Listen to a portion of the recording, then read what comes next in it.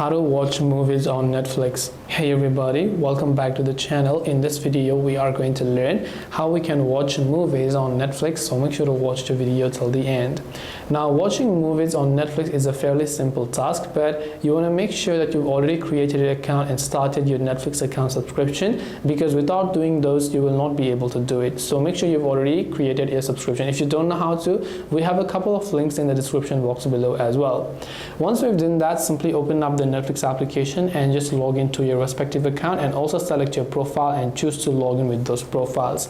And once you've logged in with those profiles, if you're going to start watching, just search for anything that you want to watch over here, and then simply go ahead and then open it up. Then all you have to do is just tap on the play option that you will be able to find here. Then once you tap on the play option, you will simply be able to start watching Netflix, right?